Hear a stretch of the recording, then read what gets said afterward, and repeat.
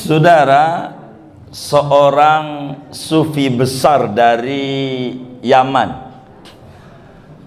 mujaddid abad 12 Hijriah, yang makom kekutubannya disepakati oleh semua wali-waliullah di zamannya. Al-Imam Al-Qutub Al-Habib Abdullah bin Alwi Al-Haddad, yang ratibnya dibaca oleh kita kaum muslimin di berbagai tempat, bukan saja di Yaman, tapi di negeri kita, di Asia Tenggara, bahkan di Afrika, bahkan di Eropa, di berbagai wilayah itu dibaca Rotibul Haddad. Beliau pernah bilang, memberikan batasan bagaimana kita pelan-pelan memahami kalam-kalamnya para ulama, apatah lagi kalamnya Rasul dan kalam Allah. Kadang para ulama tuh kalau ngomong nyeleneh terkesan. Karena itu kata Imamul Haddad, wassalim li ahlillahi fi kulli mushkilin ladaihim wadihun bil adillati. Kata Imamul Haddad, taslim saja, terima saja, pasrah saja dalam setiap yang rumit, nyeleneh, ngacau dalam pikiran kita dari apa yang dipetuahkan oleh kaum-kaum sufi. Nyeleneh, kacau, sulit dimengerti, itu menurut kita. Sebetulnya kata Imamul Haddad, semuanya punya dalil-dalil yang kuat dari Quran dan dari hadisnya Nabi besar Muhammad sallallahu alaihi wasallam. Begitu juga dituliskan oleh ulama besar India, Syekh Zainuddin bin Ali Al-Malibari, yang kitab Hidayatul Adhkiya dibaca juga pernah di Kuba ini. Udah lulus Hidayatul Adhkiya? Udah tamat belum? Belum. Udah nggak dibaca, lulus. Oh, dipotong. Oh, dipotong. Begitu. Di sana tuh dituliskan wajih kalamal qaumi ghaira mukhtiin. Arahkan petuah-petuahnya kaum sufi tanpa perlu menyalahkan. Kadang ngomongnya nyeleneh. Seperti apa yang dikata oleh Imam Ibnu Athaillah Sakandari di dalam kitabnya Tahdzibun Nufus. Kata beliau, idza dakhala al-ushrul akhir min Sya'ban falatada' an ta'kula fil laili wan nahar washrab bi ka'sis saghir wala tashrab bi ka'sis saghir fa innal waqta dhaikun. Kata ulama, saudara, bila mana bulan Sa'ban ini udah separuh lewat, udah likuran itu bahasa Betawi, udah 20 ke atas. Bila mana bulan Sa'ban tuh udah 20 ke atas, udah lewat daripada nisfu, maka muslim yang baik jangan ampe enggak makan, mau siang mau malam, kudu banyak makan, kudu makan. Wala tashrab bi ka'sis saghir, minumnya jangan pakai gelas kecil, kalau bisa ember. Minumnya jangan gelas kecil, yang ember. Makannya jangan piring kecil, nampan. Kenapa kata Sufi fa innal waqta dhaiqun, waktunya udah sempit, bentar lagi Ramadan. Kalau udah Ramadan mah udah nggak makan siangnya, bener nggak? Maka mumpung belum Ramadan, makan yang buan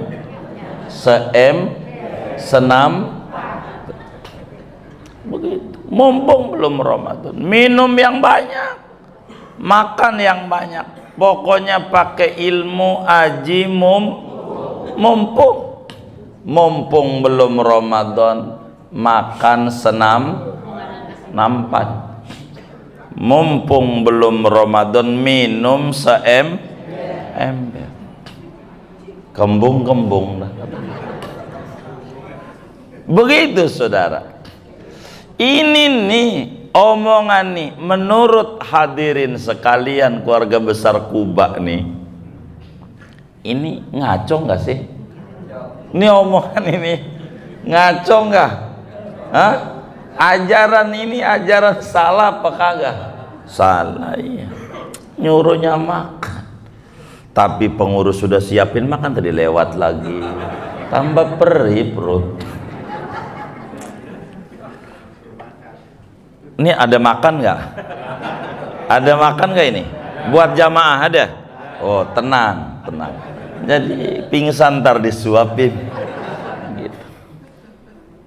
Ini namanya kalimat yang sangat tinggi. Filsafatnya tinggi. Kalau kata orang-orang tuh menyebutnya ini kelasnya kelas kuliah akal sehat. Begitu. Tinggi bahasanya, padahal maknanya benar. Orang terkesan ini omongan ngaco, maka kata Imamul Haddad kasih batasan, serahin omongan-omongan sufi itu kepada mereka yang kita rumit mentelaahnya. Sebetulnya kalamnya itu benar, kitanya aja yang rumit. Begitu. Apa maknanya? Maknanya bukan nyuruh makan banyak.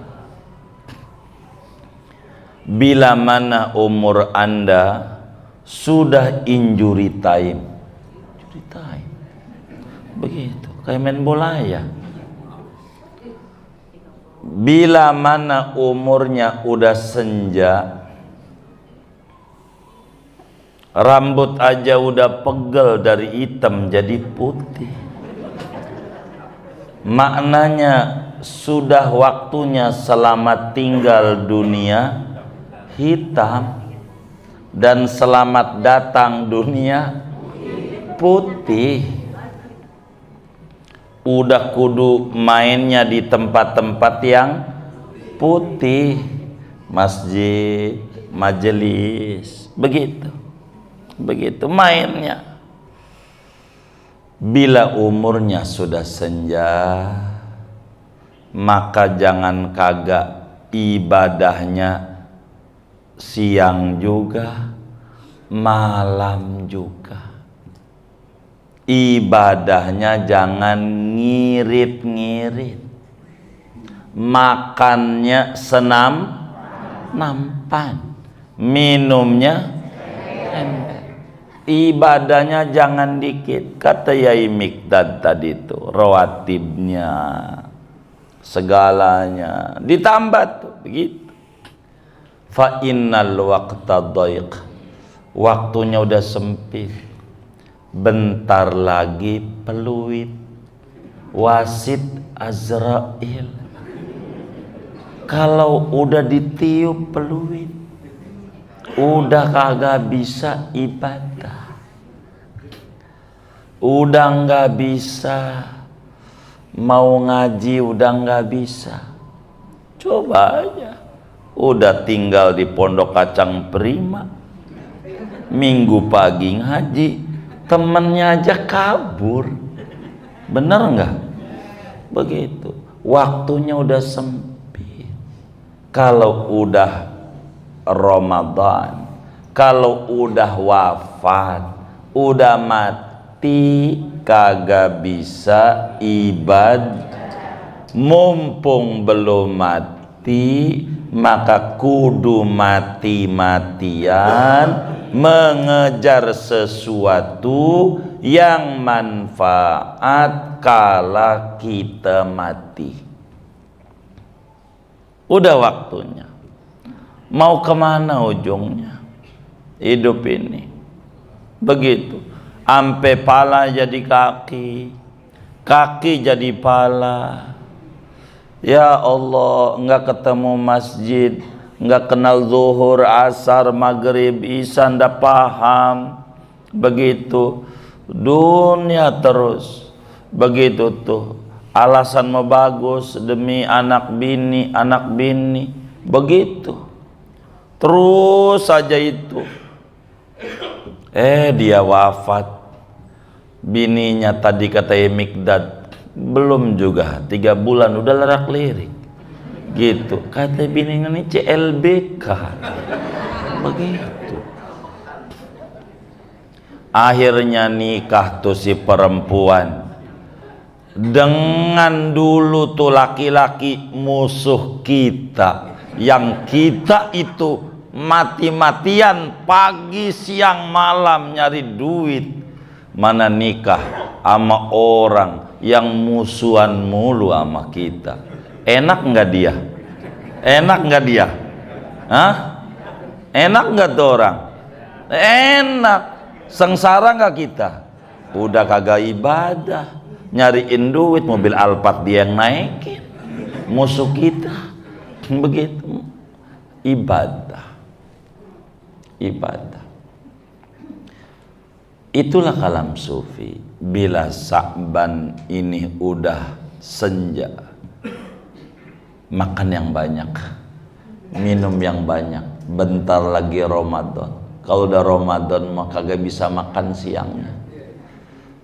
Jadi bila umurnya udah senja, ibadah yang banyak. Ibadah yang banyak. Apakah yang kita bisa? Baca sholawat ke? Tadi guru kita Kiai Mikdad baca Quran gitu, nggak bisa katanya alif bakta. Begitu. Apa aja yang kita bisa? Nggak bisa Quran yang semuanya kulhu, udah baca kulhu, itu juga nyelamatin. Ada namanya At-Taqah Kubro dan udah dibagikan dulu. Baca itu surat Al-Ikhlas. Begitu. Biar kita sampai dapat totalnya 100.000 kali totalnya. Begitu. Menjadi At-Taqah untuk nyelamatin kita di alam barzakh, di akhirat. Begitulah kalam-kalam sufi. Kadang omongannya terkesannya leneh, tapi omongannya bagus, nasihatnya tinggi. Begitulah kaum sufi, saudara. Kalau ngomong kadang terkesan kayak salah-salah, tapi tinggi, punya makna, filsafatnya. Ada lagi Imam Junaidi Al-Baghdadi, disebut Sayyidut Ta'ifah, rajanya sufi. Junaidi ini ngaji sama omnya, namanya Syekh Sirri Sakoti.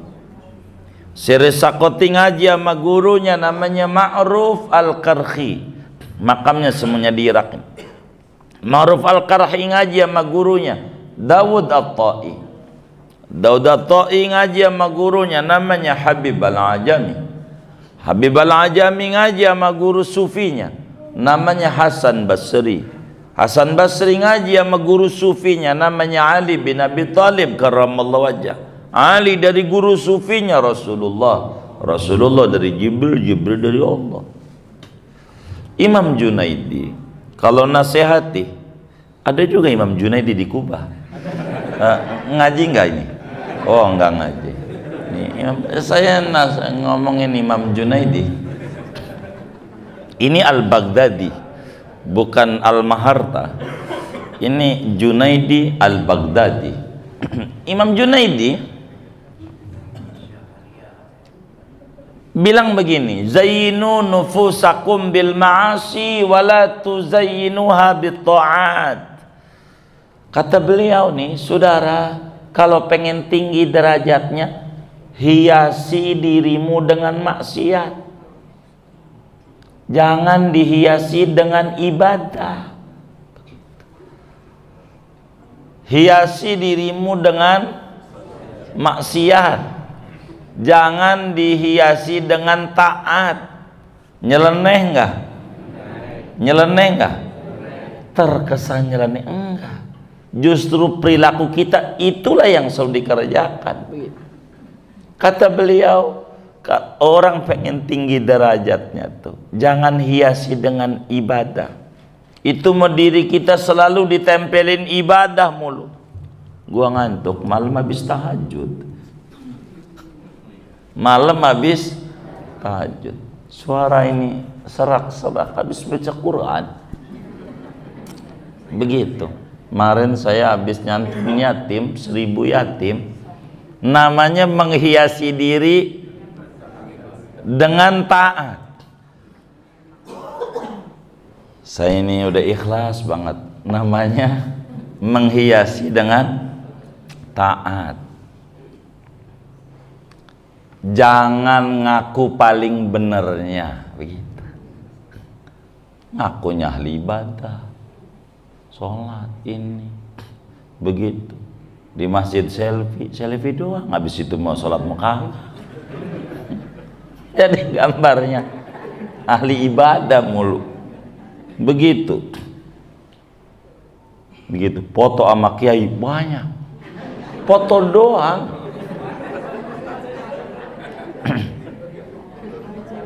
Ajarannya kagak diikuti, kagak. Gitu. Kagak. Namanya kata Imam Junaidi, Anda itu kalau ngaku saya ini ngantuk ngetanya habis tahajud, saya ini suaranya serak habis baca Quran, saya kemarin habis nyantun yatim, begitu. Ntar datang temennya mah ambilin tuh gelas yang warna kuning yang umroh ke-7 itu, biar orang tahu kalau umrohnya udah 7 kali. Ini namanya menghiasi diri dengan taat, dengan ibadah. Jangan hiasi dirimu dengan maksiat. Saya mau belum bisa ngaji ini. Saya mau masih belum ngerti cara ngagungin Ramadan. Padahal baca Qur'annya 15 kali hatam. Dia kata belum bisa ngagungin Ramadan. Itu namanya dia menghiasi dengan kemaksiatan. Saya mau belum bisa baca Quran, padahal baca Qurannya seminggu hatam. Saya belum tahajud, padahal tiap malam ibadah. Maklumlah, saya nggak ngerti ini badan ini susah banget diajak ibadah. Itu namanya menghiasi dengan maksiat. Bahwa dirinya teledor, dirinya itu. Lihat Rasulullah Sallallahu Alaihi Wasallam, pemimpin umat sedunia, sejagat raya, istighfar 100 kali nggak kurang dalam sehari. Istighfar Nabi, padahal dosa orang ada, akhlak buruk kagak ada, tapi istighfar sampai 100 itu paling dikit. Kenapa? Ngaku banyak salah sama Allah, ngakunya enggak, ngaku paling hebatnya enggak. Istighfar, istighfar. Sholat lampe kakinya bengkak ditegur sama Sayyidah Aisyah, ngapain engkau ini kan dosa udah diampuni, ngapain sampai kayak gitu-gitu amat. Kata Nabi, apa nggak boleh saya menjadi hamba yang bersyukur? Afa'lakuna abdan syakur. Dan Al-Quran bilang, wa qalilum min ibadiyas syakur. Saudara, sufi itu kadang omongannya nyeleneh, tapi isinya benar. Benar. Maka bila ada satu hal apa saja yang dikata nyeleneh, harus ditelaah. Kalau tidak, kita bakal bisa kampanye kemana tempat, nulis di mana halaman, ajaran hitam sufi. Bukan hitam, begitu. Hitam jaketnya, bajunya putih. Lihat Pak Haji Mujid, hitam putih baju. Kelihatannya doang keliru ajarannya, isinya bener. Ngaku belum bener. Jangan dirimu ngaku jadi orang bener. Hiasi dirimu dengan maksiat. Ngaku diri kita bukan orang sehingga kita berupaya untuk jadi benar. Dan ngaji-ngaji baik malam Senin, Ahad pagi dan seterusnya, ini bukti pengakuan kita kalau kita ini belum benar. Maka ketika hiasan itu kita belum benar, maka pengen benar, maka mau ngaji. Kalau orang yang gak ngaji-ngaji itu, iya udah ngaku paling benernya, paling benernya. Karena kalau udah paling bener susah. Inilah yang kemudian Imam Junaidi al-Baghdadi itu menasihati kita. Bagaimana kita harus berupaya. Sebab nikmat Allah begitu tinggi. Andai kita dikasih umur ribuan tahun, tidak maksimal kita dalam ibadah kepada Allah. Kita sering kagum sama orang sedekah 10 juta, 100 juta, ada 1 miliar. Kemarin nih, kawan kita, guru bakat wirid itu, alhamdulillah masjid kami yang lagi dibangun, kasih sama Pak Anu. Saya pikir kasih sedikit, kasih 1 M gitu. Kata kita masih kecil, kita kagum 1 miliar dia sedekah. Kita kagum ada orang sedekah 1 juta. Kalau mau jujur, masih dikit dibanding duit yang dia simpan. Bener nggak? Bener nggak? Kita ngukur diri dah. Tuh masukin kotak amal Jumat 2.000, lecek lagi. Itu dibanding yang kagak dimasukin banyak mana? Iya, bener nggak? Iya. Ada orang ngasih 100 juta, masih kecil di mata dia dibanding yang dia simpan. Begitu, dibanding yang dia simpan. Begitu. Itu kan yang kelihatan, Rubicon, motor gede, kelihatan. Kenapa Pak Haji Sur ini? Saya rada curiga ini. Eselon sekiannya segitu, apalagi yang ke atas. Gitu. Saudara, maka kita berpacunya nggak sama orang lain.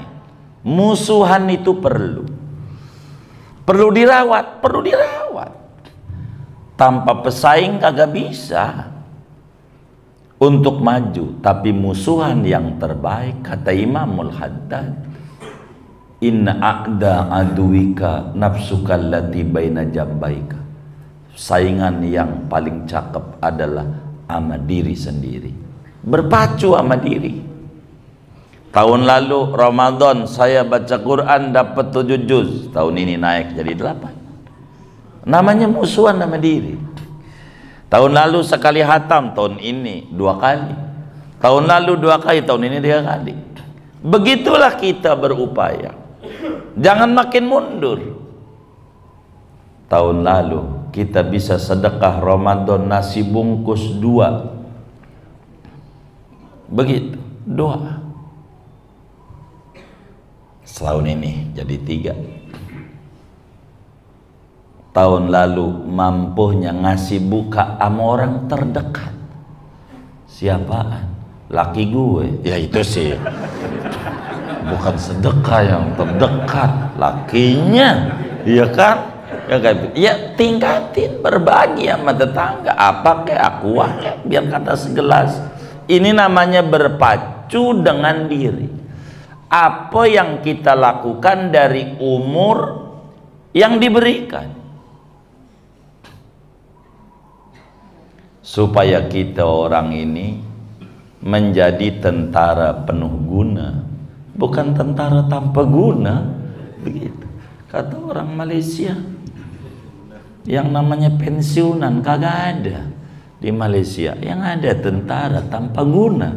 So, bahasa Malaysia tanpa guna, tanpa udah gak kerja di pemerintahan, maksudnya gitu. Jangan diterjemah bahasa Indonesia, bakal kesinggung orang. Bahasa kita purna bakti kan bagus, begitu. Purna tugas, begitu kan begitu.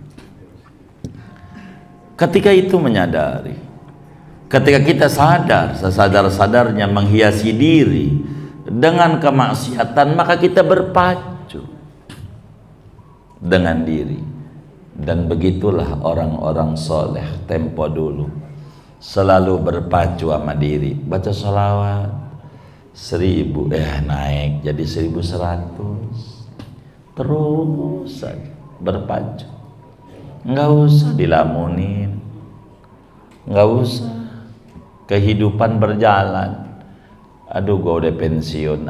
Itu kan kantor, bukan Tuhan. Masih hidup. Banyak yang pensiun ada 20 tahun di masjid ini, masih hidup juga. Hidup nggak? Hidup nggak? Hidup. Udah berapa tahun? Tuh 13 tahun masih hidup. Masih hidup. Kita belum pensiun, setahun lagi jantungnya. Ini ada masalah pada kejiwaan. Biasa aja kehidupan ini. Kita berpacu dengan diri, bukan dengan orang lain. Dengan orang lain capek kita. Gue pegel ini kampung ini, gue pindah aja. Masih juga lo bergaul sama orang, masih begitu-gitu aja. Gue pegel nih. Ada yang mau pensiun, nggak mau pensiun. Ada yang mau pensiun kagak mau.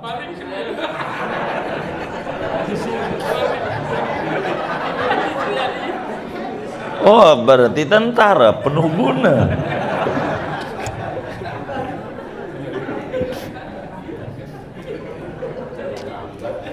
Saudara, mumpung belum Ramadan, yuk kita isi di akhir-akhir ini dengan amaliyah yang mulia. Insya kita tingkatkan istighfar kita, tingkatin solawat kita, lebih-lebih Sa'ban bulan solawat, diisilah dengan kebaikan-kebaikan. Fa insyaallah hidup kita makin berkah. Semua kita ini dikasih rezeki yang berkah, usaha-usahanya berkah, keluarganya berkah, anak keturunannya berkah, lingkungannya berkah, ilmu-ilmunya berkah, lingkungan berkah, barakah dunia dan barakah akhirat. Amin. Al-Fatihah.